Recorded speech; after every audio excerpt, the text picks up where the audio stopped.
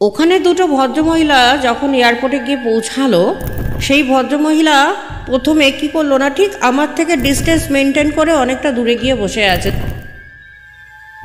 এইবার আমাকে বলছে 50 নম্বর থেকে তো যাচ্ছে না ফ্লাইট, 50 নম্বর থেকে যাচ্ছে না, ওটা 43 নম্বর থেকে যাবে, আপনি নিচে চলে যান।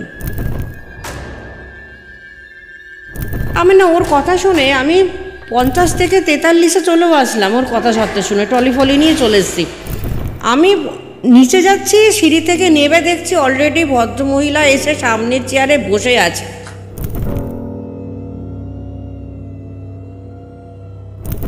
তখন কিন্তু আমি বুঝতে পারলাম যে এইটা তার মানে অন্য কোনো ব্যাপার আছে।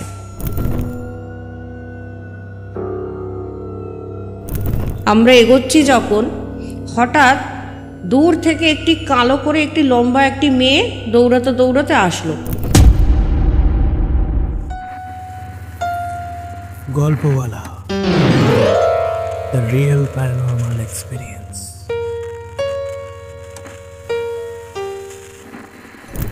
Hello everyone, welcome to Golpowala. আর গল্পওয়ালার আজকের হরর পডকাস্টে আমাদের নতুন গেস্ট মনসা কন্যা প্রিয়াঙ্কা আচার্য।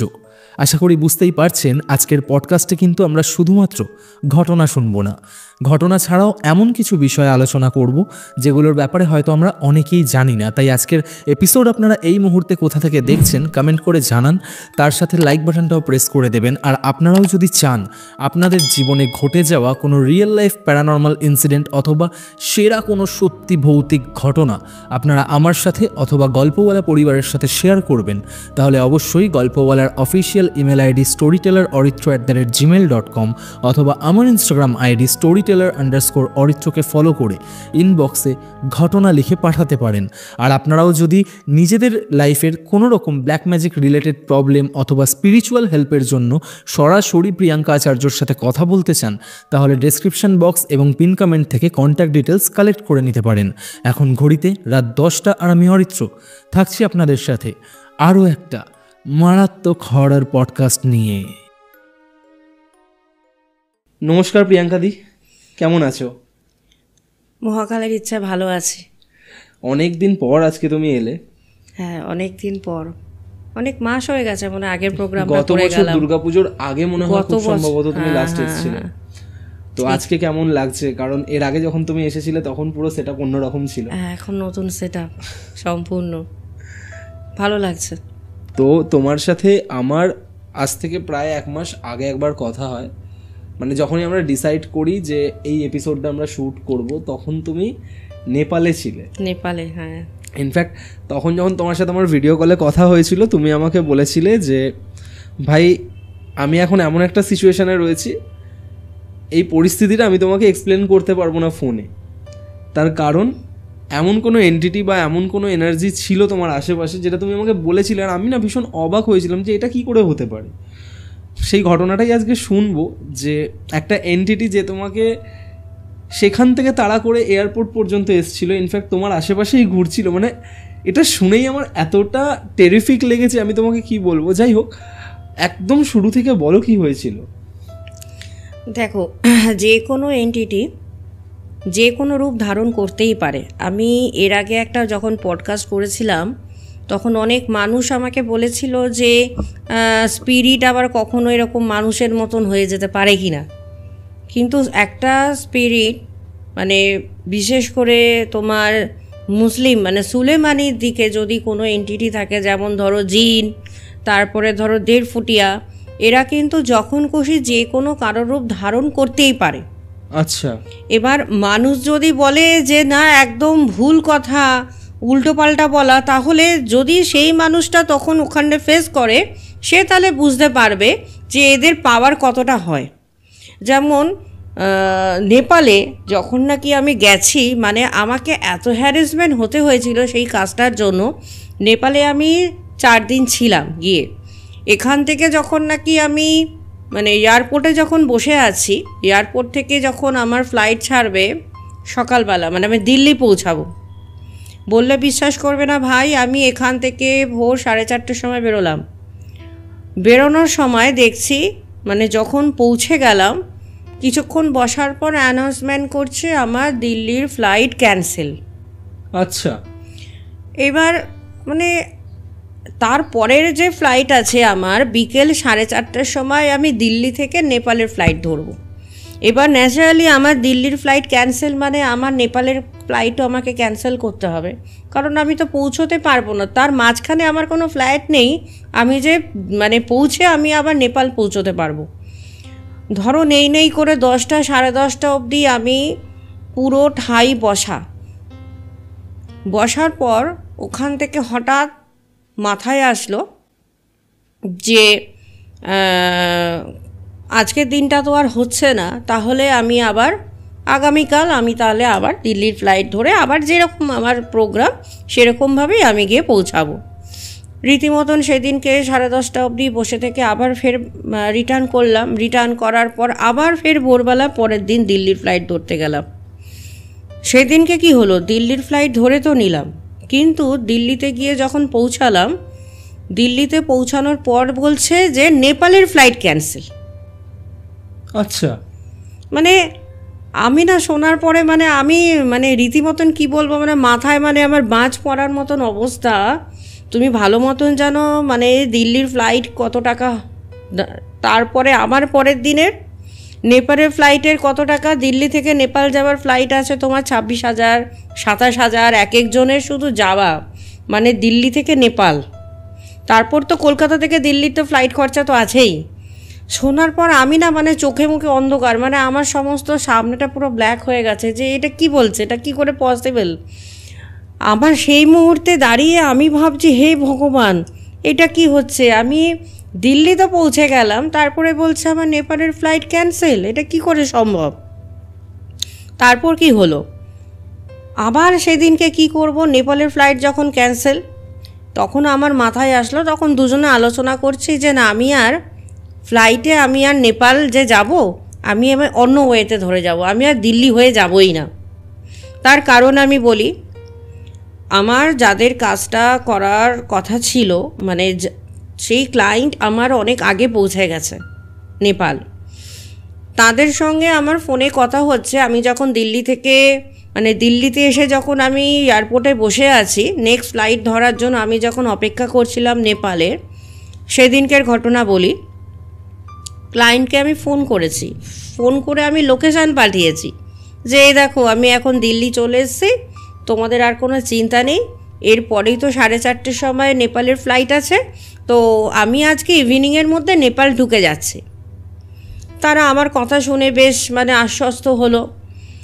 মানে জাস্ট ওদেরকে আমি লোকেশান পাঠিয়েছি এয়ারপোর্ট থেকে লোকেশান পড়ার ঘটনা হচ্ছে অ্যানাউন্সমেন্ট করছে নেপালের ফ্লাইট ক্যান্সেল। ওকে তারপরে কথোপকথন হয়ে গেছে। কথার পর যখন নাকি সেদিনকে প্রচণ্ড মানে আমি এরকম মানে চিন্তা বা এরকম ডিপ্রেসড আমি কোনো দিনও হই না। সেদিনকে না মানে রাত্রি 9:30টার আগে দিল্লি থেকে কলকাতায় আসার ফ্লাইট নেই। এবার রাত্রি 9:30 পর্যন্ত আমি দিল্লিতে বসা টানা। আগের দিনটা তো আমার নষ্ট হলেই, পরের দিনের ঘটনা এটা। সেদিনকে যখন নাকি ওখানে বসে আছি, কথাবার্তা হয়ে গেল, ফ্লাইট ক্যান্সেল হয়ে গেল ন্যাচারালি। এবার ওখানে এয়ারপোর্টে বসে আছি আমরা। বসার পর ঠিক ধরো 6:30 কি 7টা বাজবে, ওই টাইমে দুজন মহিলা, একটি মহিলা আসলো প্রথমে। মানে দিল্লির এয়ারপোর্টটা তো বিশাল বড়, কোন দিক থেকে কি ছাড়ে বোঝা খুব মুশকিল। ওখানে তুমি দেখবে ট্রলি নিয়ে দৌড়াতেই থাকবে, মানে বিশাল বড়। মানে আমাদের কলকাতার যে এয়ারপোর্ট আছে তাও তো এখানে কিছু বোঝা যায়, তুমি দিল্লির এয়ারপোর্টে তুমি বুঝতেই পারবে না কোন দিকে কি। এইবার আমি দোতলায় গিয়ে বসে আছি, দোতলায় গিয়ে একটা ওই সাইডে গিয়ে বসে আছি, যে মনটাও প্রচণ্ড খারাপ। তার সঙ্গে আরেকটা জিনিস টেনশন হচ্ছে যে আমার এখানে 2-3টে দিন যে লস হচ্ছে, এবার আমার কাছে টাইম খুব লিমিটেড, আমাকে আবার ব্যাক করতে হবে। তো আমি কি করে এর মধ্যে 4টে দিন গিয়ে কাজ করব। মানে প্রচণ্ড মানে এত মানে ডিপ্রেশন না আমার কোনো দিনও লাইফে হয়নি আমার আজ পর্যন্ত কোনো এই ধরনের কাজের জন্য। আমি এইবারের কাজে যে আমি ভুগেছি গিয়ে, আচ্ছা, আমাকে একটা কথা বলো, যে যারা তোমাকে কল করেছিল নেপাল থেকে বা যারা তোমার সাথে কন্ট্যাক্ট করেছিল, তারা কি সমস্যা নিয়ে তোমায় কল করেছিল? যারা আমাকে কল করেছিল মানে বাংলাদেশ থেকে সেটা হচ্ছে তোমার 1.5 ফুটিয়ার সমস্যা, তার সঙ্গে ফ্যামিলিগত কোনো জিন ফিন এই ধরনের একটা সমস্যা ছিল। এবার ওই 1.5 ফুটিয়ার সমস্যা, ফ্যামিলিগত যে জিন ছিল সেগুলোর জন্য আমার সঙ্গে কন্ট্যাক্ট করেছিল। এবার কথা হচ্ছে 1.5 ফুটিয়া বলো জিন বলো, সেগুলো ধরো আমার বাড়িতে কোনো রকম প্রবলেম আছে, আমার বাড়িতে ধরো 1.5 ফুটিয়া আছে, বা আমার বাড়িতে যে কোনো রকম জিন আছে পাঠানো, যতক্ষণ আমার বাড়িতে কাজ না হবে সেখান থেকে কিন্তু তোমার বাড়ি থেকে কিন্তু এদেরকে রিমুভ করা খুব কঠিন। এগুলো কেউ যদি বলে দূর থেকে করে দেবো, একদম মিথ্যে কথা। দূর থেকে কখনো এগুলো রিমুভ হয় না, ফেস টু ফেস লাগে রিমুভ করতে গেলে। যার জন্য বাংলাদেশ থেকে ওরা, এখন তো জানো যা অবস্থা, ভিসা পাওয়া যাবে না যে কলকাতায় আসবে আমার কাছে বা আমি বাংলাদেশ যাব। তো একটা মিডল পয়েন্ট তখন দেখা হলো যে নেপালে গেলে আমারও সমস্যা খুব একটা হবে না, ওদেরও সমস্যা হবে না নেপালে গেলে। যার জন্য ফিক্সড হলো যে আমি নেপালে গিয়ে এদের কাজটা করব। মানে নেপালে কি ওদের কোনো বাড়ি ছিল?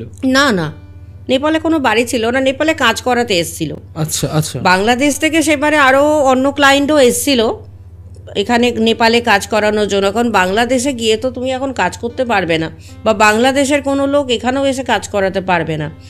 তো ওখানে দুটো ভদ্রমহিলা যখন এয়ারপোর্টে গিয়ে পৌঁছালো, সেই ভদ্রমহিলা প্রথমে কী করলো না, ঠিক আমার থেকে ডিস্টেন্স মেনটেন করে অনেকটা দূরে গিয়ে বসে আছে, দূরে গিয়ে বসে বসে পা দোলাচ্ছে। হাইট খুবই শর্ট, ধরো তোমার হাইট কত হবে, তার 4 ফুট কি 3.5 ফুট, 3.5 ফুট হবে হাইট ভদ্রমহিলা। 3.5 ফুট।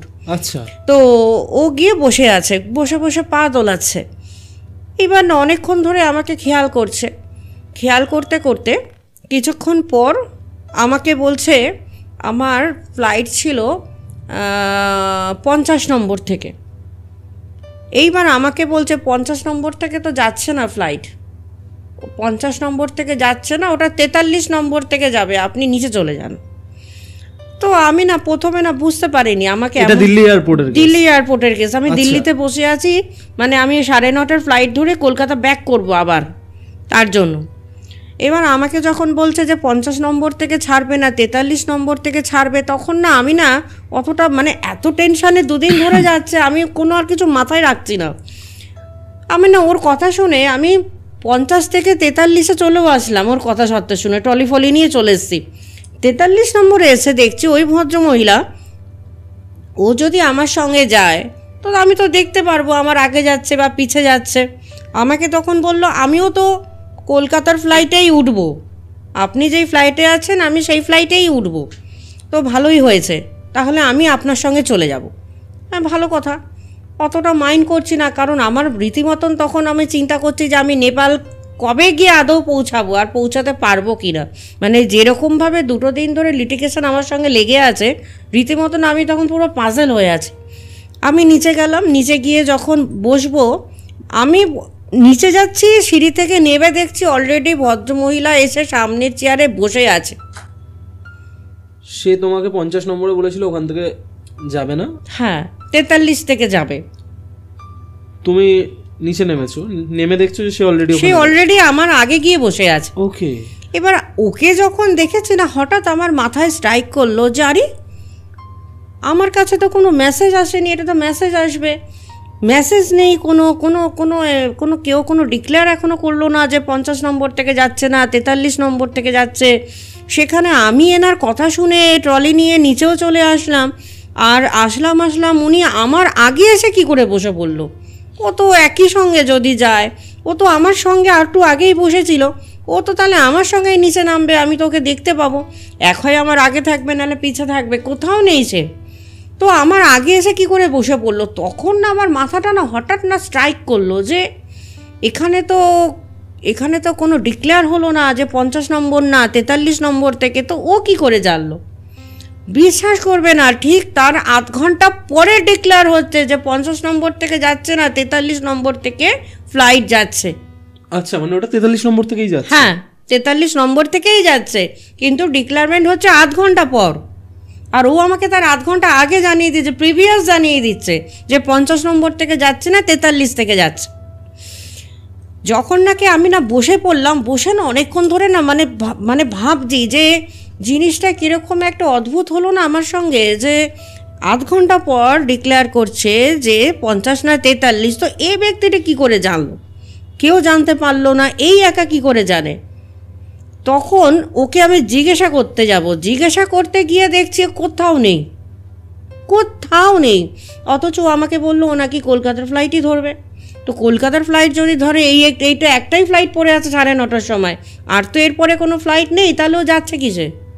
তো আমি আবার ওকে দেখার জন্য না পুরো 43 নম্বরটা ঘুরলাম, ঘুরপাক খেলাম দুবার, যে দেখি ভদ্রমহিলা তো শর্ট হাইট, হয়তো কোনোখানে বসে আছে বা দাঁড়িয়ে আছে বা ফোনে কথা বলছে, হয়তো চার্জ নেই, হয়তো চার্জে বসে গেছে মোবাইল। কোথাও নেই, মানে কোথাও নেই। তো তারপরেও আমি ভাবছি যে যখন নাকি বোর্ডিং হবে না, তখন আমি দেখব যে ওই বোর্ডিং পাসের সময় সে লাইনে দাঁড়াচ্ছে কিনা আমাদের সঙ্গে। কারণ কলকাতার লোক তো একই ফ্লাইটে যখন যাচ্ছে ওই লাইনেই দাঁড়াবে, কিন্তু আমি কিন্তু ওই লাইনেও তাকে দেখলাম না। তখন কিন্তু আমি বুঝতে পারলাম যে এইটা তার মানে অন্য কোনো ব্যাপার আছে। তারপরে কিছুক্ষণ পর যখন নাকি মানে লাইনে যখন অ্যানাউন্সমেন্ট হচ্ছে আপনারা এগিয়ে যান, আমরা এগোচ্ছি, যখন হঠাৎ দূর থেকে একটি কালো করে একটি লম্বা একটি মেয়ে দৌড়াতে আসলো। দৌড়াতে এসে বলছে, ঠিক আমাকে এসে বলছে যে কি বলেছিলাম 50 না 43 নম্বর থেকে যাবে। এটা অন্য একটি মেয়ে ছুটে এসে বলল। তো আজকে দাঁড়ান কি বললেন বলতে গিয়ে বলছে হি হি করে হাসতে হাসতে আবার দৌড়ে পালিয়ে গেল। ও যে কোথায় পালিয়ে গেল, এবার তখন আমি তখন উঠবো, আমি নিজে পাশ দিলাম, আমি ওর পিছনে ছুটবো না আমি ফ্লাইট ধরবো। আমার কাছে না এত অদ্ভুত লাগলো, মানে সেদিনকার এয়ারপোর্টে এরকম ঘটনা ঘটেছে, তার পরের দিনকেও ঘটেছে, শুধু একদিন নয়। পরের দিনকে যখন নাকি আবার ফের এয়ারপোর্টে গেছি, আমি সেদিনকে যখন এটা অ্যানাউন্সমেন্ট করে দিচ্ছি আমি নিজে যে আমি দিল্লি থেকে ফ্লাইট ধরবো, তখনই দেখছি কিছু না কিছু সমস্যা হচ্ছে। তার মানে কোনো রকমভাবে এটাকে বলা যাবে না। তো আমি পুরো প্ল্যান চেঞ্জ করলাম, আমি পাটনা থেকে সেবার চেঞ্জ করে আমি নেপালে গিয়ে ঢুকলাম। ঢোকার পরেও অনেক সমস্যা। যেদিনকে ঢুকলাম ওখানে আমি অ্যাপার্টমেন্ট সিস্টেম নিই, কারণ যেহেতু নিজে রান্না করে খাই। এইবার সেদিনকে রাতের ঘটনা বলি। ঢুকে গেছি, ঢোকার সঙ্গে সঙ্গে মানে যারা বাংলাদেশ থেকে এসছে কাজ করাবে বলে তাদেরকে বললাম, তাদেরকে যতক্ষণ না ঢুকেছি আমি তাদেরকে বলিনি যে আমি নেপাল ঢুকে গেছি। নেপাল ঢুকে যাবার পর আমি ফোন করে যখন বলছি আমি নেপাল ঢুকলাম, ঠিক তার আধ ঘন্টা পরের ঘটনা। বসে আছি, মানে ডিনার হয়ে গেছে, চুপচাপ বসে আছি, বসে মানে প্ল্যানিং করছি যে কালকে তো বাংলাদেশ থেকে অনেকজন এসছে, কার কাজ আমি কবে করব আর কিভাবে করব, মানে নিজে একটা শর্ট আউট করছি বসে। হঠাৎ তখন মানে যে বেডরুম আছে, বেডরুমের দরজা কিন্তু আমি লাগিয়ে রেখেছিলাম যে নোট করে আমি আবার শুয়ে পড়ব। হঠাৎ দেখছি সেই দরজার ছিটকিটি অটোমেটিক খুলে গেল। কি করে খুলে গেল আমি তা জানি না। আচ্ছা, অটোমেটিক সেই ছিটকিনি খুলে গেল। আজ কি করে সম্ভব? আমি তো দরজাটা লাগিয়েছিলাম, দরজাটা খুললো কি করে? ছিটকিনিটা তো এটা তো আমি খুলে রাখিনি। খুলে গিয়ে মানে ঠান্ডা একটা হাওয়া মানে লেগে বেরিয়ে গেল গায়ে। সঙ্গে সঙ্গে আমি যখন নাকি ওই হাওয়ার পিছন যখন ছুটছি, ঠিক ওটার পিছনেই ব্যালকনি ছিল, ব্যালকনি দিয়ে দেখছি হাওয়াটা চলে গেল বেরিয়ে। তুমি এটা ফিল করতে পেরেছো? মানে একদম মানে ঠান্ডা হাওয়া গায়ে যদি হট করে লাগে, দেখবে ফ্রিজ করলে হঠাৎ একটা ঠান্ডা দেখবে একটা গায়ে লাগছে, একটা ফিল হবে তো, একটা ঠান্ডা বোধ। মানে অবাক, মানে যতদিন আমি কাজটায় না বসেছি এক দিন এক রকম শুধু খেলা করে গেছে এই ঘটনাটা নিয়ে। তারপরে গিয়ে যখন নাকি ফাইনালি যেদিনকে আমি কাজে বসবো তাদের, সেদিনকার ঘটনা। ওখানে বাংলাদেশেরা যখন আমাকে আর কি পেমেন্ট দেবে, কাজটা হয়ে যাবে। হয়ে যাবার পর পেমেন্ট দিতে গিয়ে দেখছো ওরা এনভেলপে করে টাকা এনেছিল, কারণ হাতে করে দেবে, এনভেলপে করে দিচ্ছে। এনভেলপে দেখছে কিছু নাই, এনভেলপটাই পুরো ফাঁকা, টাকা ভর্তি এনভেলপ পুরো ফাঁকা, পুরো ফাঁকা, এনভেলপটাই ফাঁকা। পুরো পার্স খুঁজছে, মানে পার্সে কোনোখানে কোনো টাকা নেই। এবার ওরা না মানে নিজেরা অপমানিত বোধ করে মানে নিজেরা না মানে কেঁদে দিয়েছে যে আমি হয়তো কথাটা বিশ্বাস করব না, অথচ এত হ্যারাসমেন্ট হয়ে আমি নেপাল পৌঁছেছি, সেখানে আমাকে আমার পারিশ্রমিকটা পর্যন্ত ওরা দিতে পারলো না। তো এইটা মনে করে ওরা প্রচণ্ড কান্নাকাটি শুরু করেছে। আমি তাদেরকে বললাম যে ঠিক আছে, কান্নাকাটি করবে না, তোমরা হোটেলে যাও। হোটেলে গিয়ে হয়তো দেখা গেল হয়তো হোটেলের রুমে হয়তো তোমরা ফেলে এসছো, তাড়াহুড়োতে টেনশনের মাথায় তোমরা বেরিয়ে এসছো, হয়তো কোনোখানে তোমাদের ভুল হচ্ছে। আমাকে বলছে এই দেখুন মা এনভেলপটা, আর আপনাকে তো হাতে টাকা দিতে কেমন লাগে মানুষের, তো এনভেলপে করে টাকাটা এনেছে আপনাকে দেবো। আমাদের সময় তো টিচারদের যখন টাকা দেওয়া হতো এনভেলপে করে দেওয়া হতো, সেটা বলছে দেখুন এনভেলপ আছে কিন্তু টাকা নেই, কি করে এটা পসিবল? আমি মনে আছে আমার এনভেলপে টাকা ছিল, কিন্তু কাজ করে উঠে দেখছে টাকা নেই। যাই হোক, সেদিনকে আমাকে বলছে যে আপনারা একটু কাজ করুন, একটু কষ্ট করে আমাদের সঙ্গে একটু যদি যান, কারণ আমাদের খুব খারাপ লাগছে, তাহলে যদি হোটেলে থাকে, যদি কোনো কারণে আমি ফেলে রেখে আসি, তাহলে একটু আপনাকে আমি দিয়ে দিতে পারবো, কাইন্ডলি একটু আপনারা আমাদের সঙ্গে চলুন। তো সেদিনকে আমি বললাম ঠিক আছে তোমরা যাও, আমরা আমাদের গাড়িতে আসছি। ওদের হোটেলে গিয়ে পৌঁছালাম। হোটেলে গিয়ে পৌঁছানোর পরে দেখছে ওরা যে ট্রলিগুলো এনেছে বাংলাদেশের, ট্রলি পুরো খোলা, ট্রলির ভেতরে যত জিনিসপত্র চারিদিকে ছড়ানো, সেখানেও টাকা নেই। ট্রলি খোঁজা হয়ে গেছে, টাকা নেই। টাকা কোথায় পেল? যেই পার্সে এতক্ষণ ধরে ওখানে হাত রাখছিল, আবার ওখানেই আবার সেই টাকাটা ঢুকে আছে এনভেলপের মধ্যে, ওখানেই আবার টাকা। তো এইগুলো যদি না দেখো না ভাই, মানে বুঝতে পারবে না যে এগুলো সত্যি না এগুলো মিথ্যে, এগুলো রিয়েল না এগুলো ঢপ পুরোটা। আমি সিরিয়াসলি আমি যতটা শুনছি আমি অবাক হয়ে যাচ্ছি যে মানে আমি কি বলবো আমি জানি না। তুমি বলছো যে এনভেলপ পুরো খালি ছিল, পুরো খালি ছিল, আবার ওই পার্সেই আবার টাকা, ওই পার্সেই আবার টাকা। তো যাই হোক, আগে সেদিনকে তো কাজটা হয়েছে, যেহেতু জিন ছিল 1.5 ফুটিয়া ছিল, আমার 2 দিন লেগেছে কাজটা রিমুভ করাতে। পরের দিন ফাইনালি আমাকে বলছে যে মা তুমি না তুমি তোমার কাছে আমাদের এগুলো সব রেখে দাও, কারণ দেখা গেল আমরা ফেরানোর সময় আমাদের টাকা নেই ফেরার, আমাদের টাকা গায়েব হয়ে যাবে, তো তোমার কাছে থাক, যা লাগবে যদি হয় আবার তোমার কাছ থেকে আমরা নেব। তো সেদিনকে ওদের সঙ্গে কথাবার্তা বলে আমি চলে আসলাম, ব্যাক করে গেলাম। পরের দিন যখন নাকি আমি মানে সকালবেলা আবার কাজে বসবে, হোটেলে গিয়ে মানে হোটেলে ঘুম থেকে ওরা উঠেছে, উঠে দেখছে সর্ষের তেল আর কালিতে পুরো ভর্তি ওদের মেঝে। আচ্ছা, পুরো একদম হোটেল পুরো একদম নষ্ট করে দিয়েছে চারিদিক। সেই রুম ওরা 3 দিন ছিল, 3 দিন না 4 দিন ছিল নেপালে। আমার সঙ্গে কাজ হয়েছে 2 দিন, বাদ বাকি হয়তো ওরা রেস্টের জন্য নিজেরা ছিল। 3-4 দিন ছিল, 3-4 দিন ওরা প্রত্যেক দিন এভরিডে একটা করে রুম পাল্টেছে, যতদিন কাজ না হয়েছে। ফাইনাল কাজের দিনকে ওদেরকে রুম পাল্টাতে হয়নি, আরামসে ওরা বাংলাদেশ ব্যাক করে গেছে। তো এই সমস্ত কাজ যতক্ষণ তুমি নিজে না দেখবে ততক্ষণ মানে তুমি বুঝতে পারবে না যে তোমার সাথে কি হতে চলেছে। তুমি প্ল্যানিং করবে এক, তোমার হয়ে যাবে আরেক। মানে এরা কি চায় জানো তো, মানে ধরো আমার খুব বিরক্তি লেগে যাবে, বিরক্তি লেগে আমি নিজে রেগে গিয়ে বলছি আমি আপনাদের কাজটা করবো না, মানে ওরা এইটাই কিন্তু বলাতে চায়, ম্যানিপুলেট করতে চায়। হ্যাঁ, যে আমি আর আপনার কাজ করব না, এরকম আমাকেও হ্যারাসমেন্ট হতে হচ্ছে, আমি আর আপনার কাজটা করবই না। কিন্তু যদি এরকম হয় তাহলে ওরা কিন্তু জিতে গেল, ওরা চাইছে, ওরা কিন্তু চায় এইটা করতে।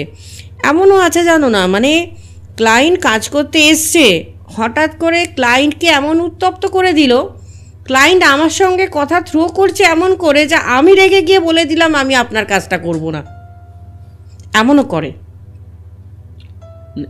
এটা যেটা ছিল মানে যেই এন্টিটি ছিল বা যার কাজই তুমি করতে গেছিলে, এটা কি জাতের এন্টিটি? মানে আমি জাত এই কারণেই বলছি যে এটা কি কোনো সাধারণ প্রেত ছিল?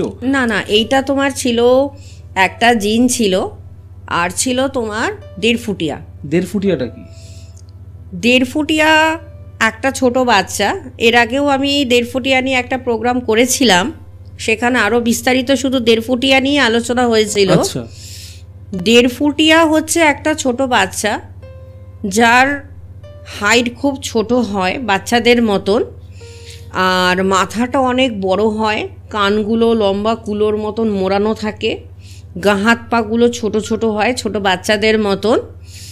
আর এরা হচ্ছে কীরকম, মানে বাড়িতে কিছু দুষ্টু বাচ্চা থাকে না, মানে খুব বিরক্ত করে, খাবার জিনিস খেয়ে নেয়, নষ্ট করে, ঘর দুয়ার একদম অগোছালো করে দেয়, ধরো গোছানো জামা কাপড় চারিদিক ছিটিয়ে দেয়, খেয়ে ওই খাবারটা চারিদিকে মেঝের মধ্যে ছিটিয়ে দিল, বিছানায় ছিটিয়ে দিল, এঁটো কাটা জামা কাপড়ে লাগিয়ে দিল।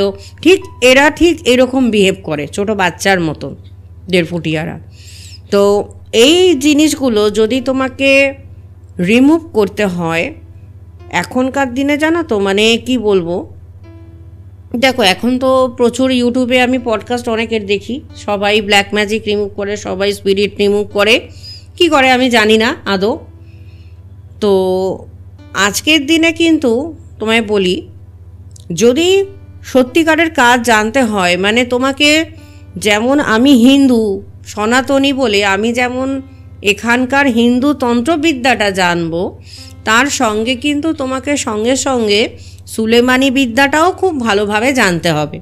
মানে এইটা জরুরি না যে আমি সুলেমানি অ্যাপ্লাই করছি মানে আমি মুসলিম, বা আমি সুলেমানি বিদ্যা যদি আমি অ্যাপ্লাই করি তাহলে আমি সেখান থেকে আমার সনাতন ধর্ম নষ্ট হবে বা আমার ধর্মে কোনো রকম এফেক্ট হবে, একদমই না।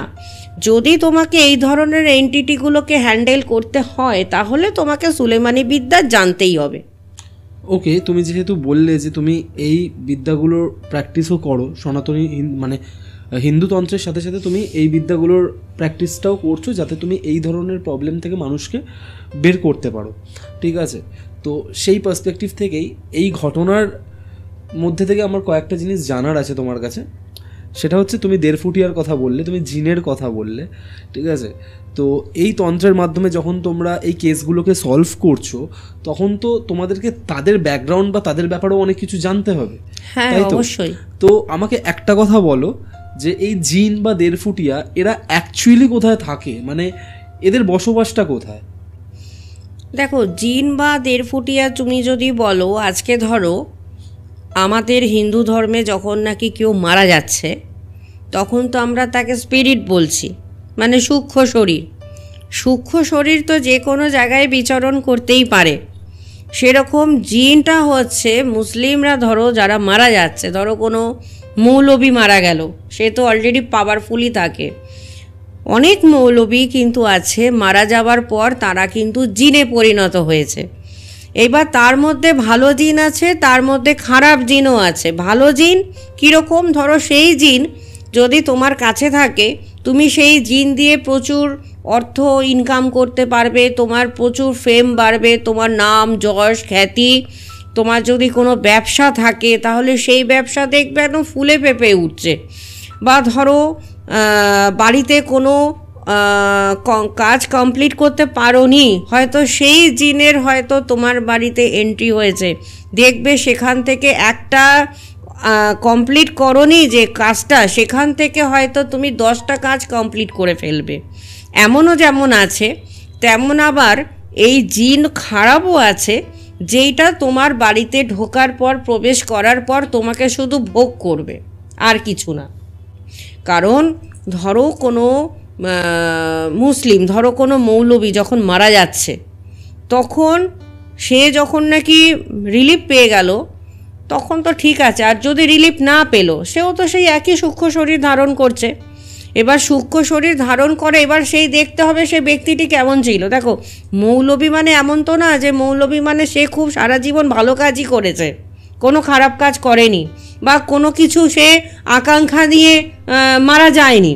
এবার ধরো যারা নাকি খারাপ কাজ করেছে বা ওদেরও হয়তো কোনো কাজ কমপ্লিট করতে পারেনি, আকাঙ্ক্ষা ছিল, তারা কি করবে, তারা কিন্তু একই রকমভাবে ওরকমই কিন্তু সূক্ষ্ম শরীরে বিচরণ করে যাচ্ছে। এইবারে ঘটনা ধরো সুলেমানি বিদ্যার সাহায্যে কিছু কিছু প্রয়োগ আছে। যেমন ধরো আমার মনে হলো যে আমার কাছে কিন্তু জিন আগে থেকে পোষা আছে, আমি পুষছি জিন। আমি এই টপিকটাতেই ঢুকবো, তবে তার আগে আমি তোমাকে কয়েকটা কথা ক্ল্যারিফাই করতে চাই তোমার কাছে। যেটা তুমি বললে যে যেমন আমাদের হিন্দুদের মধ্যে বা যারা সনাতন ধর্মাবলম্বী, মানে আমরা মৃত্যুর পর যেমন আমাদের কার্মিক রেজাল্টের উপর ডিপেন্ড করছে যে আমরা মোক্ষ লাভ পাবো নাকি আমরা প্রেতাত্মার বা প্রেত ফর্মে কনভার্ট হব, তেমনই ইসলামিক রিলিজিয়ানের বিশ্বাস অনুযায়ী তাদের মৃত্যুর পর তারা জিনে পরিণত হচ্ছে। কিন্তু যদি মানে আমি ইসলামিক থিওরি তোমাকে বলছি, যতটুকু আমি স্টাডি করেছি আমি সেই পার্সপেক্টিভ থেকে তোমাকে বলছি যে আমি শুনেছি এটা যে জিনেরা নাকি ভূত প্রেত এই সমস্ত ক্যাটাগরিতেই পড়ে না। মানে তোমার আল্লাহ যেমন জল আর মাটি দিয়ে মানুষকে তৈরি করেছেন, তার অনেক আগে নাকি স্মোকলেস মানে যেই আগুনের ধোঁয়া হয় না সেই আগুন দিয়ে নাকি জিনকে তৈরি করেছে। ঠিক আছে, তো তাদের নাকি বিভিন্ন ক্যাটাগরি থাকে। আমি এটা তোমার কাছ থেকে জানতে চাইলাম যে এরা অ্যাকচুয়ালি থাকেটা কোথায়। তো এটা কি তোমার মনে হচ্ছে না যে এই স্টেটমেন্টটা একটু কন্ট্রাডিক্টরি হয়ে যাচ্ছে? না দেখো, এই যে মানুষ যে বলছে যে জিন একটু আলাদা, যদি তুমি মানে ওরা আমাদের সাথে প্যারালাল ওয়ার্ল্ডে বিচরণ করে, কিন্তু তুমি যদি প্র্যাকটিক্যাল দেখো সেখানে দেখবে আমাদের যেমন নাকি সনাতনী ধর্মে যখন মারা যাচ্ছে, যখন আত্মা স্পিরিট, এই ভূত প্রেত পিশাচ, ঠিক আছে, এগুলো তো এক জিনিস বটে। ভূত প্রেত পিশাচ এগুলো কিন্তু সাধনার ফলে আয়ত্ত করতে হয়, স্পিরিটকে কিন্তু সাধনার জন্য আয়ত্ত করতে হয় না। স্পিরিটটা তো ন্যাচারাল একটা সূক্ষ্ম ফর্ম একটা, যেটা জিন যদি বলো জিনটাও কিন্তু সেরকম বলতে পারো, ভূত প্রেত পিশাচের মতনই একটা আলাদা এন্টিটি, সেটা সুলেমানি প্রসেসের। এবার সেখানে ধরো এই যে জিনটা কোথা থেকে হচ্ছে, ধরো জিন তো তৈরি হচ্ছে যখন কোনো মৌলবী মারা যাচ্ছেন। মৌলবী যে মারা যাচ্ছেন সে তো কখনো না কখনো কারোর জন্য ভালো কাজ করছে, বা সে হয়তো মানুষ হিসাবে খুব ব্যক্তিটি খারাপ হতেই পারে। এমন তো কোনো কথা নেই যে মৌলবী মানেই সে খুব ভালো, তার কোনো হিংসা ছিল না, তার কোনো কামবোধ ছিল না, তার কোনো প্রতিহিংসা ছিল না, তার কোনো মনের মধ্যে কোনো কামনা বাসনা ছিল, এমন তো না। কারণ আমাদের হিন্দু ধর্মে কি দেখো, সাধক মানে আমাদের যে স্টেজগুলো আছে, ধরো দক্ষিণাচারী, বামাচারী, অঘোরাচার, এই যে কনসেপ্টগুলো, এই যে আমাদের আচারগুলো, আচারে কি করছি আমরা বছরের পর বছর সাধনা করছি, কিন্তু এটা কিন্তু সুলেমানি প্রসেসে কিন্তু সাধনার কিন্তু কোনো স্টেপ নেই। সুলেমানি বিদ্যায় কিন্তু কোনো সাধনার বলে কোনো কিছু নেই। সেখানে কিন্তু মৌলবীরা যেমন ঝাড়ফুঁক করছে, কারণ এই যে কনসেপ্টটা সুলেমানি কনসেপ্টটাই হচ্ছে পুরোপুরি নকশার ওপর, মানে নকশা করে কীরকম, ধরো আমি আজকে অঘোরাচারে আছি, অনেকগুলো আচার কাটিয়ে আজকে আমি অঘোরাচারে এসে থেমেছি। এদের কিন্তু এত রকম আচার বিচার কিছু থাকে না সুলেমানি প্রসেসে। যারা মৌলবী থাকে তাদের একটাই হচ্ছে কি না, ওই যে নকশা, কাগজের মধ্যে ওরা নকশা তৈরি করে। যেমন ধরো কোনো পুতুল আঁকলো, পুতুলের মধ্যে অ্যারোবিয়ান কোনো ওদের যে ভাষা আছে সেটা দিয়ে কোনো নম্বর দিল, হ্যাঁ একটা ছক কাটলো। এবার ওদের ছকটাও হয় আমাদের একদম উল্টো, মানে ওদের যে নকশাগুলো আছে, তুমি নকশাটা দেখলে কিছুটা হয়তো বুঝতে পারবে যে আমাদের যেমন ধরো মা কালী দেখতে কীরকম, মানে একটা তাত্ত্ব স্ট্রাকচার আছে। সুলেমানিরা কিন্তু মানে ওরা কিন্তু বলছে যে সনাতন ধর্মের থেকে ওরা একদম দূরে, অথচ ওদের যে নকশাটা যদি তুমি খুব ভালো করে ফলো করো, ওদের নকশার সঙ্গে আমাদের সনাতন নকশার কিন্তু অনেক বহু অংশে মিল পাবে। আচ্ছা, যেমন ধরো আমি যে কোনো একটা নকশার কথা বলছি, ধরো মনে হলো আমি একটা কোনো ব্যবসার নকশা করব সুলেমানি প্রসেসে, ধরো কেউ আমাকে বলছে যে ফিন্যান্স গ্রোথের জন্য, এবার ফিন্যান্স গ্রোথের জন্য আমি সনাতন প্রসেসে কি করব, আমি সেটাকে অষ্টলক্ষ্মী করব, কুবের করব, আরও যা যা মনে হবে সেগুলোকে আমি বুস্টিং করব, সেগুলোর ওপর পুজো আশ্রা করব, সেগুলোর ওপর আমি হোমযজ্ঞ করে কবচ বানাবো, এগুলো। এবার ধরো সুলেমানিতে ধরো একই কনসেপ্ট আমার মনে হলো, ধরো কোনো মৌলবীর কাছে ধরো কেউ গেল, তাদের কাছে খরচা কীরকম, ধরো ও যে নকশাটা তৈরি করছে সেই নকশাটা মানে কীরকম হয় যদি বলি, ধরো একটা বাটারফ্লাই কি আমাদের সনাতনে কি বাটারফ্লাই কি আমরা মানে প্রজাপতি কি আমাদের কোনো কাজে লাগে না? আমাদের তো শুভ অনুষ্ঠানে তো প্রজাপতি সিম্বল হয়, শুভ কাজে তো প্রজাপতি তো সিম্বল হচ্ছে। তাহলে সুলেমানিতে যখন নাকি ব্যবসার জন্য আমি নকশা করছি সুলেমানি, তখন ওখানে কি করে প্রজাপতি আসছে? মানে জিনিসটাকে যতই মানুষ তর্কের মধ্যে যুক্তি তর্কতে দাঁড় করা, কিন্তু প্র্যাকটিক্যাল যখন নাকি আমরা কাজ করি তখন কিন্তু যদি প্র্যাকটিক্যাল দেখি সেখানে কিন্তু দেখবো যে খুব একটা ভিন্নতা কিন্তু নেই কাজের মধ্যে। হ্যাঁ, আমাদের যেমন প্রচুর সাধনা প্রচুর আচার আছে, ওদের কোনো আচারও নাই বিচারও নাই কিছুই নাই, কিন্তু ওদের সবটাই তৈরি হচ্ছে কি ওই সুলেমানি হচ্ছে নকশার ওপর কারুকার্য, নকশা দিয়ে কাজ। তার জন্য কিন্তু ওদের কোনো বছরের পর বছর সাধনা করতে লাগে না। এবার এই যে জিন নিয়ে যেটা তুমি আলোচনা করছো, ধরো কোনো মৌলবী ধরো এই নকশার সাহায্যে ধরো প্রসেসের সাহায্যে ধরো কারো ভালো করতো, আবার এমনও কিছু নকশা আছে যেমন ধরো মনে হলো সেই মৌলবী যদি মনে করে যে তোমার বিয়েটা আটকে দেবে, সেই বিয়ে আটকানোরও কিন্তু কবজ আছে, মানে সুলেমানি নকশা আছে। ওই নকশার মধ্যেই কিন্তু এমন কারুকার্য করে দেবে যে তোমার ওইখানে গিয়ে কিন্তু বিয়েটা আটকে গেল।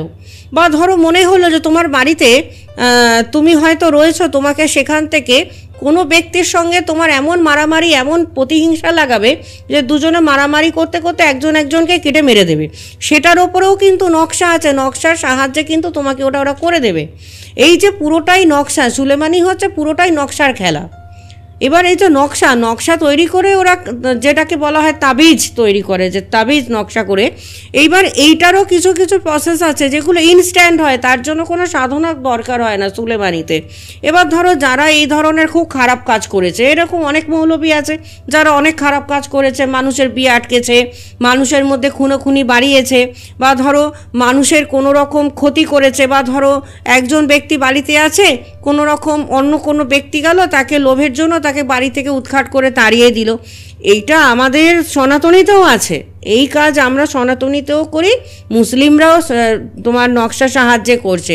এবার ধরো আমাদের মধ্যে যেই সমস্ত সাধক ধরো বাজে কাজ করছে, তারা মৃত্যুর পর কি হচ্ছে, তারা প্রেতে পরিণত হচ্ছে, তারা তো নর্মাল স্পিরিট থাকছে না, তারা কিন্তু একটা প্রেতে ডাইভার্ট হচ্ছে।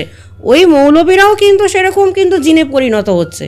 কিন্তু যদি তুমি ইসলামিক বিলিফ সিস্টেম অনুযায়ী দেখো, সেক্ষেত্রে বলা হচ্ছে, মানে আমি কিছুটা যেহেতু পড়েছি আমি সেই অনুযায়ী তোমাকে বলছি, যে প্রত্যেকটা মানুষের সাথেই একটা করে জিন থাকে যাদেরকে কারিন বলা হয়, আর তাদেরকে যখন দফন করা হয় মানে তাদেরকে যখন কবর দেওয়া হচ্ছে, মানে ওরা এই মৃত্যু পরবর্তী জীবন, আমরা যে এই রিইনকার্নেশন বা মৃত্যু পরবর্তী জীবনের কথাটা আমরা বিশ্বাস করি যে মৃত্যুর পরেও একটা মানুষ প্রেত হতে পারে বা সে পিশাচে পরিণত হতে পারে, ওরা কিন্তু এটাই বিশ্বাস করে না। ওরা কি বিশ্বাস করছে যে যখন তাকে কবর দিয়ে দেওয়া হচ্ছে, মানে যেদিনকে ওই জাজমেন্ট ডে আসবে সেদিনকে কিন্তু তারা জেগে উঠবে আবার সেখান থেকে, আর ততদিন ওদের সাথে মানে ততদিন পর্যন্ত ওদের সাথে ওই জিন থাকবে।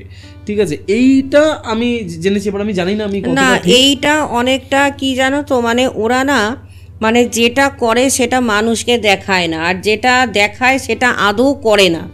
কারণ এই জন্য বলছি, ধরো আমার সঙ্গে কোনো জিন আছে, ধরো আমি মারা গেলাম, আমাকে সমাধি দেওয়া হলো, তারপরে ধরো ওদের সিস্টেমে বলছে যে আমাকে আবার ডাকছে, আমি আবার চলে আসলাম, তো আমি তার কোথা থেকে আসলাম? আমি যদি বলি ধরো আমাকেই ডাকছে, আমি আবার বেরিয়ে আসলাম, তো আমি কোথা থেকে আসলাম? আমি কি? আমি রয়েছি না। সে মুসলিম হোক আর সনাতনী হোক, সে তো তোমার মানুষ বটে। সে মানুষটার কোথা থেকে বেরিয়ে আসছে? মানুষটা তো মানুষ থাকছে না, সে তো অলরেডি দেহ রেখে দিয়েছে। সে তো আমাদের সনাতন ধর্মেও তো অনেকে সমাধি দেয়, সমাধি আমাদের মধ্যে দেয় না, ছোট বাচ্চাদের দেয়, বৈষ্ণবদের সমাধি দেয়, 12 বছরের নিচের বাচ্চাদের। হ্যাঁ, ধর তারপর সাধক যারা তাদের সমাধি হয়, সেখানে কি হচ্ছে, দেহটা তো পঞ্চভূতেই বিলীন হচ্ছে 100%। সেটা তুমি যে ধর্মেরই হও, হ্যাঁ, তো ওদেরও তো তাই পঞ্চভূতেই বিলীন হচ্ছে। তো পঞ্চভূতে আমার শরীরটা সিস্টেমটাই পঞ্চভূতে করা, সেখানে আবার পঞ্চভূতে গিয়ে বিলীন হয়ে যাচ্ছে। তো পঞ্চভূতে যখন বিলীন হয়ে যাচ্ছে, সেখানে কি করে আবার আমি মানুষটাকে যখন ডাকছে আমি বেরিয়ে আসবো, কি করে পসিবল? মানে এটা বুদ্ধি যুক্তিতে কি বলছে, সেটা কি সম্ভব? কি ধরো একটা জিনিস বলছে, কিন্তু সেটাকে তো তোমাকে তো যুক্তি দিয়ে দেখাতে হবে, আমি তো শুধু বললেই হবে না সেই কথাটা। এবার ধরো সে 10 বছর আগে মারা গেছে, এবার ধরো তাকে আবার ডাকা হচ্ছে, তো সে কি থরি আসছে, সে তো তার তো আসতে তার স্পিরিটটা, এবার সেই স্পিরিটটা কে? এবার সাধারণ মানুষের বডি আমার তো কোনো কাজে লাগবে না, আমি সাধারণ মানুষের আত্মাকে ডেকে করবোটা কি কাজ দেবে সেই আমার?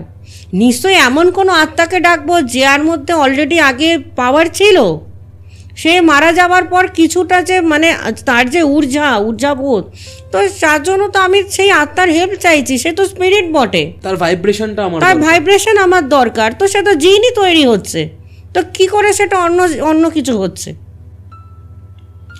আমাদের হিন্দু ধর্মেও কি জিন আছে?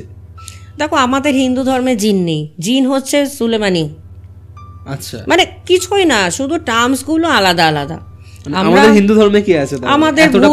আমাদের ধরো যেমন আছে, ধরো ভূত আছে, প্রেত আছে, প্রেত বলতে পারো তুমি, প্রেত পাওয়ারফুল।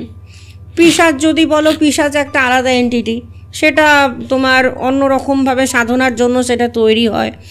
এবার তারপরে যদি বলে ব্রহ্মদৈত্য পাওয়ারফুল, কিন্তু ব্রহ্মদৈত্যর আবার কি করে? ব্রহ্মদৈত্য কোনো খারাপ কাজ করে না। ব্রহ্মদৈত্য যেখানে থাকে, একটা সময় আমাদের নিজের বাড়িতে ছিল ব্রহ্মদৈত্য, খুব ছোটোবেলা থাকতে।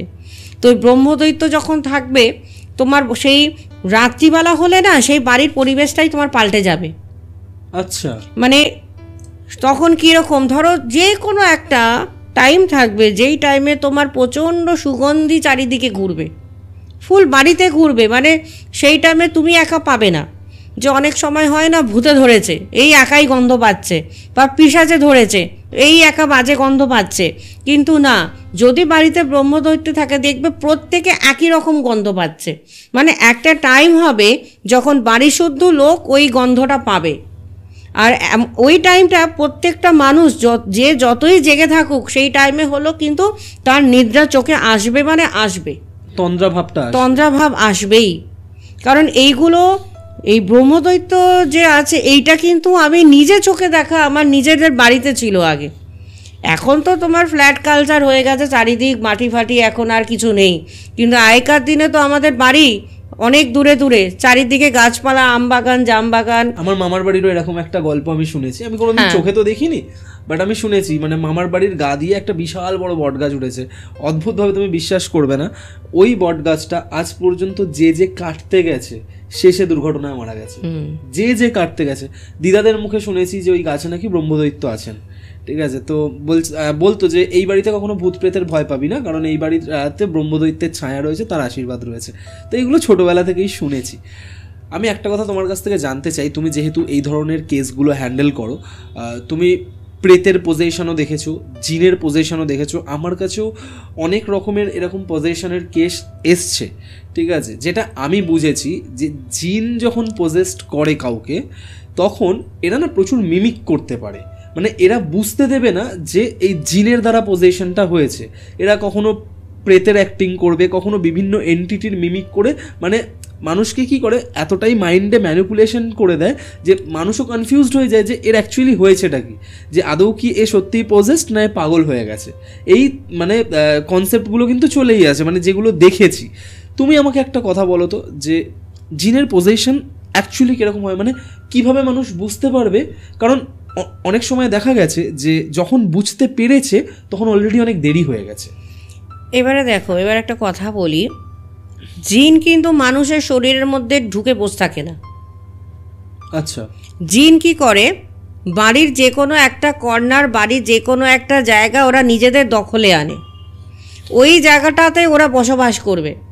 ওরা কীরকম, মানে ওরা বাইরে থেকে তোমাকে প্রত্যেক সময় ডিস্টার্ব করবে, ওরা কিন্তু তোমার শরীরে প্রবেশ করবে না। কারণ জিনের আমি যে কটা কেস করেছি বা দেখেছি চোখে, সব কটাই ধরো বলতে পারো কীরকম, ধরো একটা টাইমিং আসছে।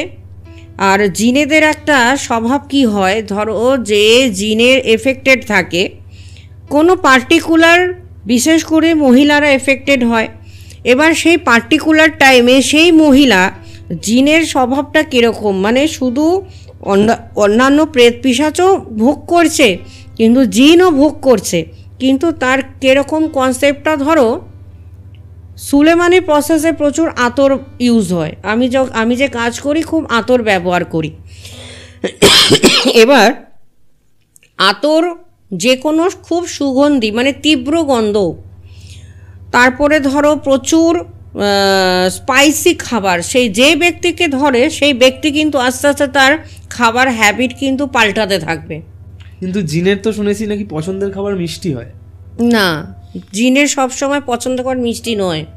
জিনের কিন্তু পছন্দর খাবার অনেক সময় আমি দেখেছি, মানে এটা অনেক জায়গাতেই দেখেছি, বিশেষ করে মাংসের প্রতি কিন্তু প্রবণতা, খাওয়ার ইচ্ছা কিন্তু অনেক বেড়ে যায়।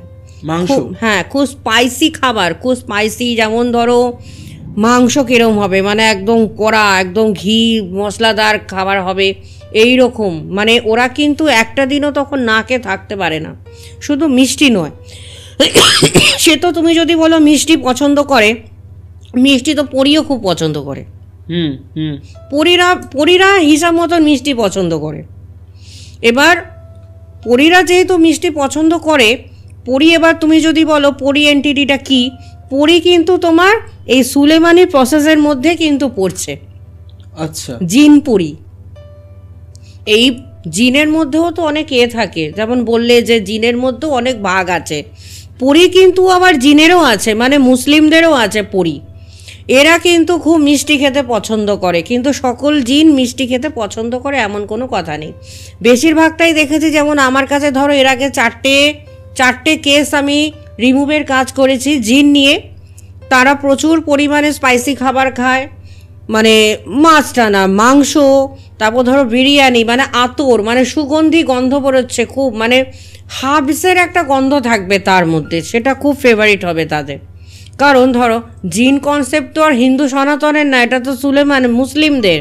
এবার মুসলিমদের খাবার হ্যাবিটটা তুমি একটু চিন্তা করো না, তারা কি খেতে পছন্দ করে, একেবারে আলাদা। আমাদের হিন্দুদের মধ্যে সবসময় দেখবে মিষ্টি ভালোবাসে কেউ দেখবে হালকা খাবার খেতে পছন্দ করে, কিন্তু মুসলিমদের মধ্যেই তাহলে বিরিয়ানি কেন হয়? তাহলে তো আমাদের সনাতন ধর্মের লোকেদের আমাদের মেন খাবার বিরিয়ানি হতো। কারণ যে আতর, মিঠা আতর যে ইউজ হয়, আতর, গোলাপ জল, কেওড়া জল, এই যে সবই তো সুগন্ধি দ্রব্যগুলো খাবারের সঙ্গে অ্যাড হচ্ছে না। তো অনেকে আমি দেখেছি যে তারা না, মানে যে ব্যক্তি আগে কখনো স্পাইসি খাবার খায়নি, যে ব্যক্তি আগে বিরিয়ানির গন্ধে তার মানে বেশি বিরিয়ানি খেতে পারতো না, সেই ব্যক্তি বিরিয়ানির ওপরে মানে এত পরিমাণে অ্যাডিকশান বেড়ে যাচ্ছে, সে বিরিয়ানি, মাংস, এই ধরনের মশলা, গোলাপ জল মানে দেওয়া খাবার, কেওড়া জল দেওয়া খাবার, মিঠা আতর দেওয়া খাবার, সুগন্ধি খাবার তারা খেতে খাবার জন্য পাগল হয়ে যাচ্ছে। কারণ ওই যে চারিত্রিক গঠনটা তার উপরে পড়ছে, তাই আর কিছু না। তারা নিজেরাও দেখবে মানে বাড়িতে উগ্র সেন্টের ধূপকাঠি জ্বালবে, তারা ধূপকাঠি না জ্বালে থাকতে পারবে না, গোলাপ প্রচণ্ড কড়া গন্ধ বেরোবে সেরকম ধূপকাঠি লাগাবে, বিভিন্ন রকম আতর ঘষবে খুব মানে তীক্ষ্ণ, যেমন আজকে লাগাবো কাল অবধি থাকবে, বা এমন আতর লাগাবো আমার মাথা ধরে যাবে। অনেকে তো আছে নিজের ভেনাসকে অ্যাক্টিভেট করার জন্য আতর ইউজ করে। হ্যাঁ, ওটা তো তোমার, সেগুলো তো সুলেমানি বিদ্যা, সেটা কিন্তু আমাদের সনাতনী বিদ্যা না। এই যে আতর লাগানো কনসেপ্ট, হাতে লাগাচ্ছে, কানে লাগাচ্ছে, এগুলো নিজে ভাইব্রেশন যে বাড়াচ্ছে। আগেকার দিনে রাজারা লাগাতো এখানে কানে আতর, মুসলিমরা লাগায় কানে আতর, কেন লাগায়? এটা কিন্তু তাদের কনসেপ্টটা আমরা নিয়েছি। কারণ এখন যে আমাদের যে হিন্দু সনাতন যে কাজকর্মগুলো, সেখানে কিন্তু অনেকাংশে অনেকেই কিন্তু এখন এই সুলেমানিকে পাঞ্চ করে ব্যবহার করছে, বা সারাদিন ডেলিকার ইউজে সেখানেও কিন্তু ওই ভাইব্রেশন বাড়াচ্ছে কিন্তু সেই সুলেমানি প্রসেসে। কারণ সুলেমানি প্রসেস করতে গেলে তোমার বিশাল কিছু, আমাদের যেমন বিশাল বড় হোম যজ্ঞ অ্যারেঞ্জমেন্ট করতে হয়, অনেক কিছু লাগে, কিন্তু সুলেমানির প্রসেসে আতর লাগবে, গোলাপ জল লাগবে, গোলাপ লাগবে, সুগন্ধি দ্রব্যগুলো লাগবে, এই নকশা জিনিস লাগবে, মানে নকশা সুলেমানি কথাটাই হচ্ছে নকশা, তো সেগুলো লাগবে। ওদের ক্রিয়াতে কিন্তু বিশাল যাগযজ্ঞ অনেক কিছু হয় না।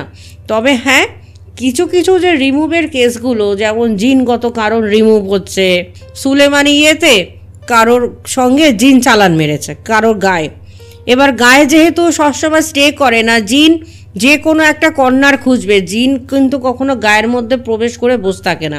দেখো, জিন যেহেতু সূক্ষ্ম জিনিস, সেহেতু মানুষের শরীরে প্রবেশ করতে পারে, ঠিক কথা, কিন্তু কখনো মানুষের শরীরকে আশ্রয় করে জিন অন্তত বসে থাকে না। ওদের কাজ হচ্ছে বারে বারে কিন্তু যাতায়াত, ওরা কিন্তু যাতায়াতের মধ্যে থাকে, কখনো আসছে কখনো যাচ্ছে। আর আসছে কখন? যখন ওদের খাবার টাইম হবে, যখন ওদের নিজেদের শরীরের ভোগ করার টাইম হবে, তখন কিন্তু ওরা তার শরীরকে আশ্রয় করছে। এছাড়া কিন্তু ওদের আশ্রয় করার আর অন্য কোনো কিন্তু ইন্টেনশন নেই। ওকে ওকে, বুঝতে পেরেছো? এই যে কোনো কিছুর তো আমাকে তো শরীরে আশ্রয় করলেই হলো না, প্রত্যেকটা জিনিসের একটা নিজস্ব একটা জিনিস থাকে। যেমন কোনো কোনো আত্মা শরীরে চলে আসে কারণ তার প্রতিহিংসাকে দেখানোর জন্য, ধ্বংস করার জন্য।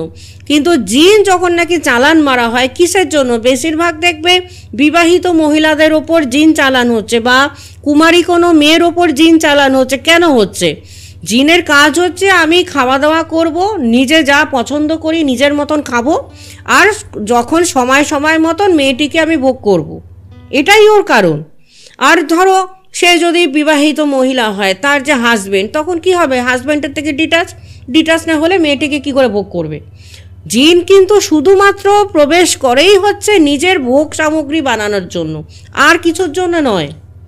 কাজেই প্রেতাত্মা চালান আর জিন চালান, বেশিরভাগ ক্ষেত্রে যে জিনের পজিশনগুলো হয়, এগুলো শিকার মেয়েরা হয়। হ্যাঁ অবশ্যই, কারণ জিন তো আসে তো এটাই তো, এছাড়া জিনের তো আর কত কোনো কাজ নেই, কি করবে এসে? আর রিভেঞ্জের জন্য কিন্তু জিন কখনো আসে না, রিভেঞ্জ নেওয়ার জন্য অন্তত কখনো জিন আসে না। জিনকে চালান করা হয় তার আত্মার তৃপ্তির জন্য। সে তো নিজে তখন আত্মা, সে তো স্পিরিট মাত্র, সে তো স্পিরিট। এবার যখন স্পিরিট, যখন সূক্ষ্ম শরীর যখন কোনো স্থূল শরীরকে আশ্রয় করছে তার খাবার দাবারের জন্য, তার ভোগ করাবার জন্য শরীরটাকে, হয়ে গেল শেষ। এছাড়া কিন্তু জিনের কিন্তু আর অন্য কোনো কাজের জন্য বা রিভেঞ্জের জন্য কিন্তু কোনো জিন আসে না। যেমন আমাদের হিন্দু সনাতন ধর্মে তুমি দেখবে আত্মা যখন আসছে তখন কিন্তু রিভেঞ্জ নিচ্ছে, তখন কিন্তু রিভেঞ্জের জন্য, কারণ কেউ হয়তো তাকে মেরেছিল, কারো দ্বারা হয়তো সে হত্যা হয়েছিল, বা তার হয়তো কোনো সম্পত্তি হয়তো কোনো কারণে হয়তো ঠকিয়ে নেওয়া হয়েছিল, সে নিজে হয়তো সুইসাইড করেছিল, মানে বিভিন্ন রকম মেন্টাল টর্চার বলো বা শারীরিক টর্চারের জন্য সে যখন মারা যাচ্ছে, সে তখন আমাদের সনাতন ধর্মে একটা প্রেতাত্মায় তৈরি হচ্ছে। সে কিন্তু মানুষের মধ্যে সবসময় প্রবেশ করে থাকছে, সে কিন্তু সবসময় প্রবেশ করে থাকে, কারণ তার সবসময় রিভেঞ্জের দরকার। আর জিন যখন আসে, জিন কিন্তু সারাক্ষণ প্রবেশ করে থাকে না। জিনের পার্টিকুলার কিছু টাইম থাকে যখন সে মানুষের ওই মেয়েটির শরীর বা বউটির শরীরটিকে আশ্রয় করছে, তার সে নিজের চরিত্রকে চরিতার্থ করবার জন্য, ব্যাস, আর কিছুর জন্যে নয়। এই কনসেপ্টগুলোকে আগে বুঝতে হবে। আর ইসলামিক যে তুমি বলছো মানে সুলেমানি ক্রিয়া, সুলেমানি প্রসেস ইসলামিক, এ তো অনেক পরে, সেটা তো আমরা সবাই জানি। মানে এখানে তো কোনো কনফ্লিক্ট আসার কথাই নয়, কারণ সনাতন ধর্মের সৃষ্টি আজ থেকে প্রায় 5000 বছর পূর্বে, কারণ মহাভারতই হয়ে গেছে প্রায় 5000 বছর আগে। যাই হোক, আপনি যেই টপিক নিয়ে আমরা কথা বলছিলাম সেটা হচ্ছে যে একদম পডকাস্টের শেষের দিকেই চলে এসেছি।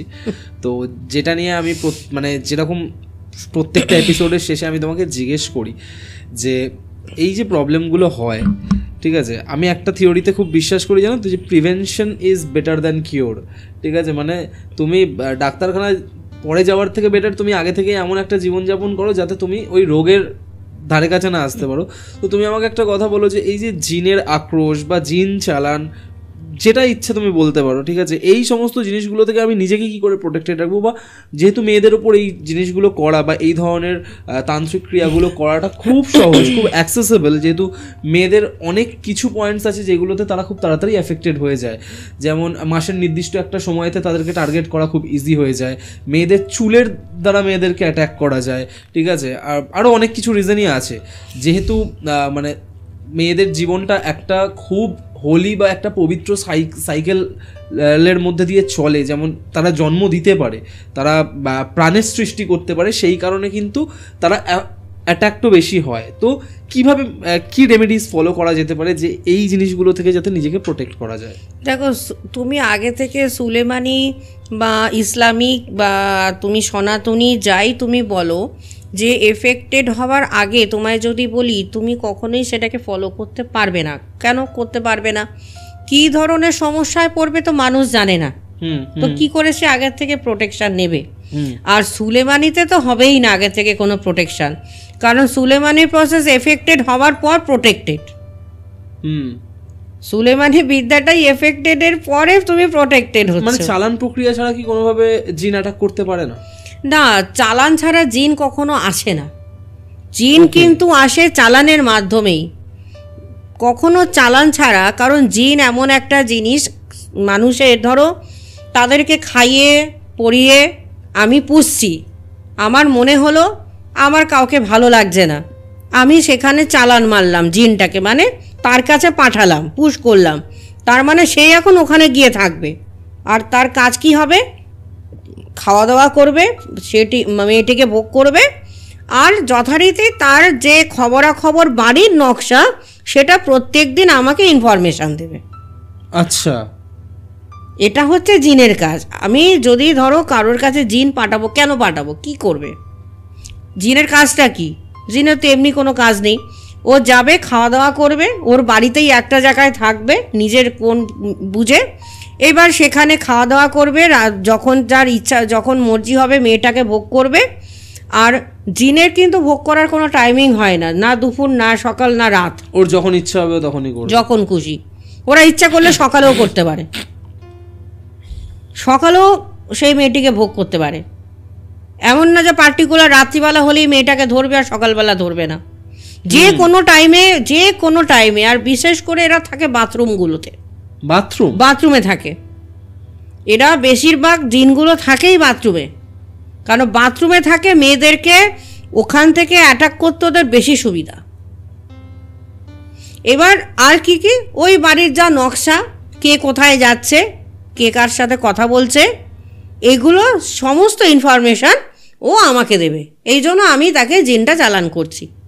এমনকি তুমি মোবাইলে কার সাথে কথা বলছো, কি বলছো, তোমার লোকেশান, তোমার কি, সেইটাও কিন্তু জিন কিন্তু আমাকে চালান করবে, রোজকার আপডেট আমাকে দেবে। এটাই হচ্ছে জিনের কাজ। মানে বলতে পারো যে আমি কাউকে একজনকে পাঠালাম, মানে হয়তো সিসি ক্যামেরা লাগালে যন্ত্রপাতি লোক দেখতে পাবে, ও অ্যাজ এ টাইম আমার পার্সোনাল সিসি ক্যামেরা তোমার বাড়িতে আমি পৌঁছে দিলাম। এরা জানায় কি করে, মানে কমিউনিকেশনটা কিভাবে? কমিউনিকেশন তো সুখ শরীর, তো জানাতেই তো পারবে। আমি সেটা বলছি না, ধরো তুমি জিন পাঠালে, ঠিক আছে, তুমি জানো যে তোমার এরকম পোষা রয়েছে, তোমার একটা মানে তান্ত্রিক এবিলিটি রয়েছে, তোমার হাতে সেই পাওয়ারটা রয়েছে, তুমি পাঠালে, তার সাথে তুমি কমিউনিকেশনটা কিভাবে করছো? সে আসবে তখন আমার কাছে, সে ঘুরে এলো, হ্যাঁ, সে আমাকে জানাবে।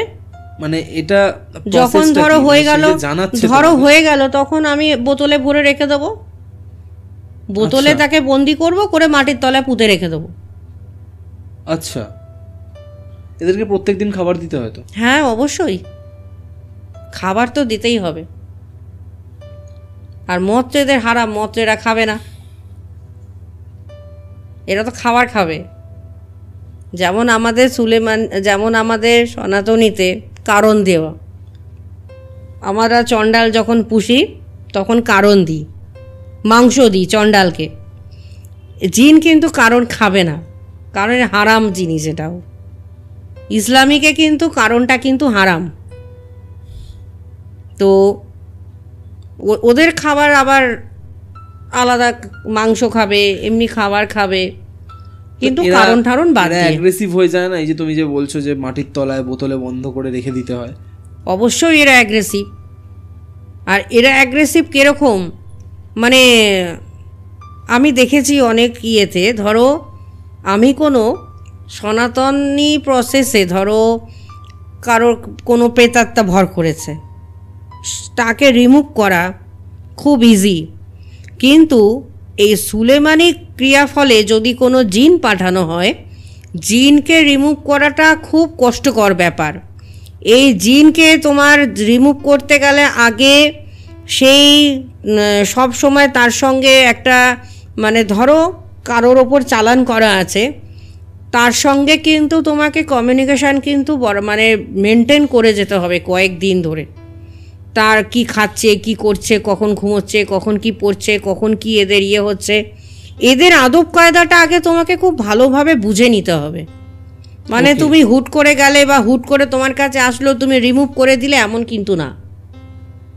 তোমাকে হিস্ট্রি নিতে হবে তার বাড়ির লোকের থেকে, কখন উঠছে, কখন ঘুমাচ্ছে, কখন কোথায় যাচ্ছে, কে দুপুরবেলায় ভোগ করছে না রাত্রিবেলায় ভোগ করছে, তার আগে কি খেতে চাইছে, এগুলো তার বাড়ির লোক তোমাকে বলবে। আর সেইটা দিয়েই তোমাকে আবার ওকে টানতে হবে, সেই খাবার দাবার দিয়েই তোমাকে, আয় বাবু আয় খেতে আয়, তারপর তোকে আমি দেখছি। একদম লাস্ট প্রশ্ন, এটাই আমার শেষ জানার আছে তোমার কাছে, হিন্দুতন্ত্রের মাধ্যমে কি কোনোভাবে জিনকে ছাড়ানো সম্ভব? দেখো, হিন্দুতন্ত্রে পিওর যদি হিন্দুতন্ত্র বলো, জিনকে চালান করা সম্ভব না। চালান না, ছাড়ানোর কথা বলছি। ছাড়ানো সম্ভব খুব একটা হয় না, কারণ সুলেমানি ক্রিয়া যতক্ষণ অ্যাপ্লাই না হবে, জিনকে তুমি পুরোপুরিভাবে পারবে না ছাড়াতে। শুধু হিন্দু দিয়ে ছাড়াতে যাবে, ও আবার ফিরে আসবে।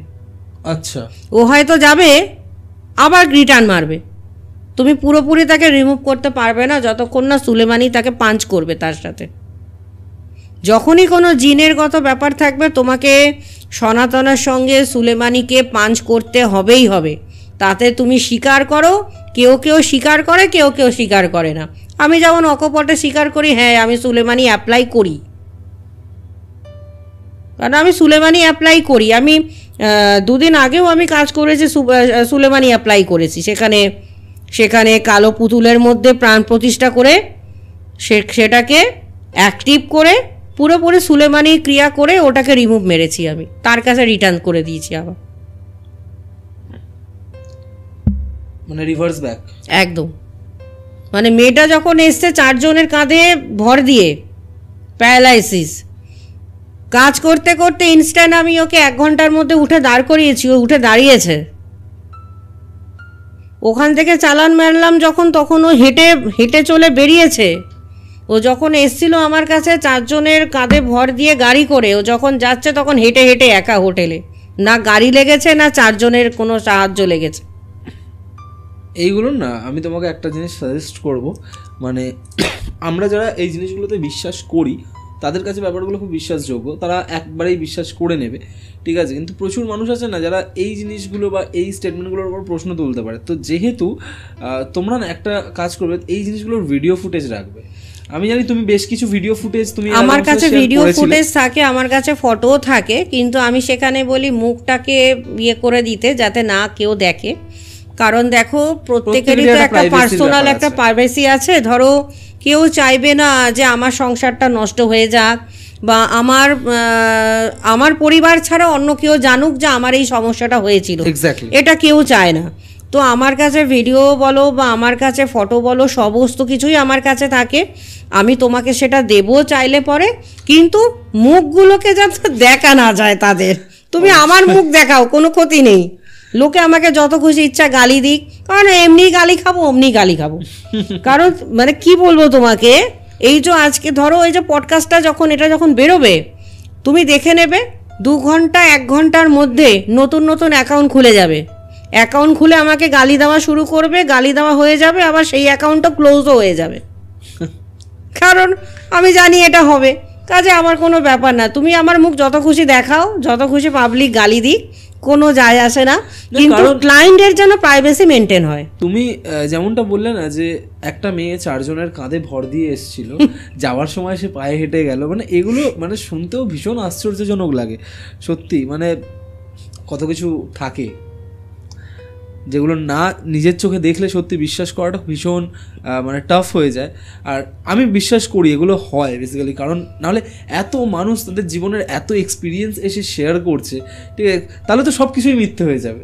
তাহলে তো মানে কাউকেই যদি আজকে বিশ্বাসই না করা হয় তাহলে তো পৃথিবীতে বেঁচে থাকাটাই ভীষণভাবে মুশকিল। বিশ্বাস না করলে তো আজকে ধরো যারা গালি দিচ্ছে বা ধরো আজকে যারা অবিশ্বাস করে কটা আজে বাজে কথা বলছে, কাউকে বলছে ভণ্ড, কাউকে বলছে চিটিংবাজ, সে তো আছেই। দেখো তারাই দেখবে যখন সমস্যায় পড়েছে তারাই এসে 100 বার প্রণাম করে দেবে পায়ে এসে বাঁচার জন্য। কিন্তু তোমার কি এটা মনে হয় না এই যে আজকে যে মানুষজন অ্যাস্ট্রোলজার বলো, তান্ত্রিক বলো, জ্যোতিষী যাই হোক না কেন, নিউমারোলজিস্ট যাই হোক না কেন, তাদেরকে অপমান করে, ইনসাল্ট করে, তাদেরকে মানে উল্টোপাল্টা যে মন্তব্য করছে, কোথাও না কোথাও এর পেছনে কিছু ভণ্ড তান্ত্রিক অ্যাস্ট্রোলজার দায়ী নয়?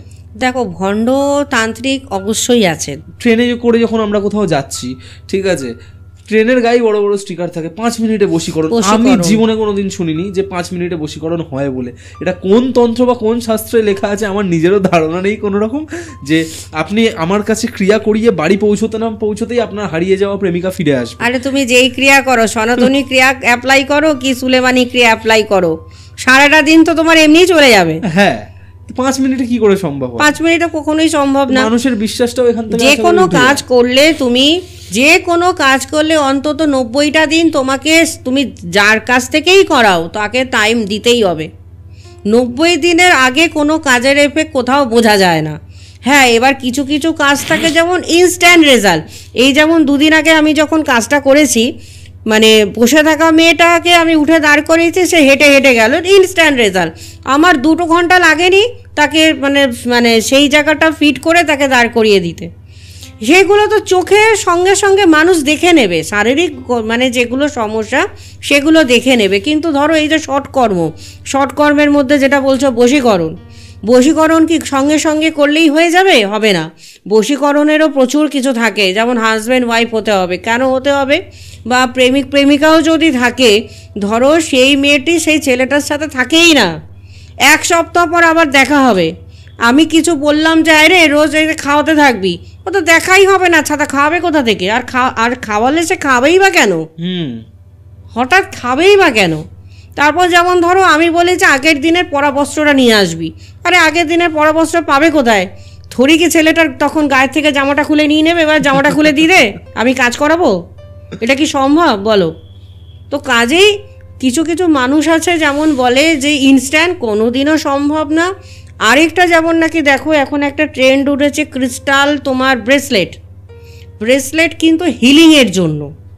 মানে এইটা খুব ভালো, এটা যদিও আজকের আমার টপিক না আলোচনা করার, কিন্তু তবুও মানুষের স্বার্থে এটা বলে দেওয়া, ক্রিস্টাল হিলিং করবে, ক্রিস্টাল হিলিং করে ক্রিস্টাল দিয়ে। কিন্তু ক্রিস্টাল দিয়ে কখনো কোনো ব্ল্যাক ম্যাজিক রিমুভ হয় না, কখনোই হয় না। ক্রিস্টাল দিয়ে কখনো বশীকরণ হয় না, ক্রিস্টাল দিয়ে কখনো কোনোদিনও মারণ কাজ হয় না। যদি বশীকরণ, মারণ বা যাই উচ্চাটন তুমি শর্টকর্মের যাই করো, তোমাকে হিন্দু ধর্মের তন্ত্রর সঙ্গে তুমি পিওর হিন্দু তন্ত্রও অ্যাপ্লাই করতে পারো, বা তুমি সুলেমানিও অ্যাপ্লাই করতে পারো, আবার তুমি দুটোকে 5 করেও করতে পারো। কিন্তু কোনোদিনও ক্রিস্টাল হচ্ছে জাস্ট ফর হিলিং। আর নিজেকে আমি আরো ক্লিয়ারিটি করব, নিজের এনার্জিকে বাড়াবো, বুস্টিং করব। একটা ক্রিস্টালের একটা ইন্টেনশন আলাদা। হ্যাঁ, আমি নিজেও ক্রিস্টাল ইউজ করি, তাই আমি নিজেই ক্রিস্টাল ইউজ করি, আমার নিজেরই হাতে আছে। লোককে দেখলে লোক বলবে আপনি তো নিজে কত ক্রিস্টাল হাতে পড়ে আছে। আমি তো পড়ে আছি নিজের জন্য, থরি আমি কাউরে ব্ল্যাক ম্যাজিক কাটানোর জন্য পড়েছি না, থরি আমি কাউকে বিয়ে দেওয়ানোর জন্য আমি ক্রিস্টাল পড়েছি। আমি পড়েছি নিজের জন্য, নিজের বুস্টিং, নিজের রিচার্জ লাগে তার জন্য। মানে নিজের অনেক ক্ল্যারিটি চলে আসে, অনেক মানে এমন দেখো জিনিসটা তো হিলিংটা মানে কি? হিলিং হচ্ছে আমার ঊর্জাকে বাড়ানো। হিলিং একটাই কারণ লাগে, নিজের ঊর্জা বাড়ানো।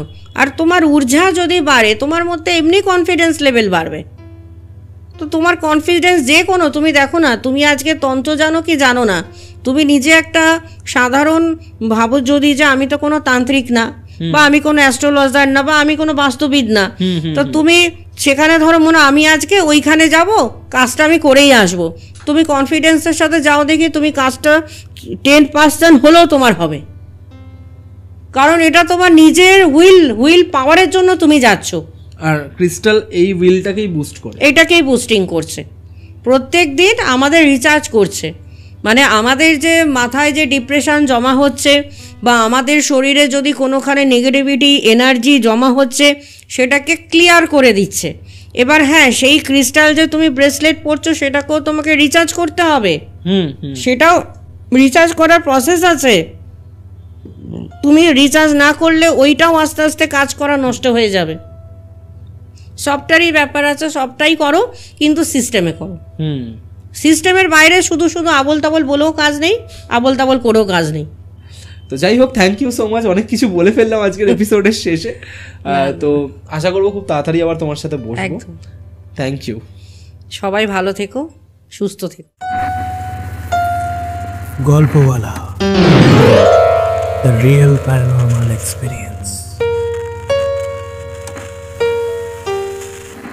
তো কেমন লাগলো আজকের এপিসোড কমেন্ট করে জানাতে ভুলবেন না। যদি ভালো লেগে থাকে তাহলে লাইক বাটনটা প্রেস করার সাথে সাথে শেয়ার বাটনও প্রেস করে দিন। আর যদি গল্পওয়ালা ইউটিউব চ্যানেলে আজকে প্রথমবারের জন্য এসে থাকেন তাহলে চ্যানেলটা সাবস্ক্রাইব করার পাশাপাশি স্পটিফাই পডকাস্টটিকেও ফলো করে নেবেন। ভুলে গেলে চলবে না, গল্পওয়ালা আমাদের প্রত্যেকের নিজেদের যৌথ পরিবার। আজকের এপিসোড আমি এখানেই শেষ করছি। আগামী বুধবার আসছি আরও একটা মারাত্মক এপিসোড নিয়ে।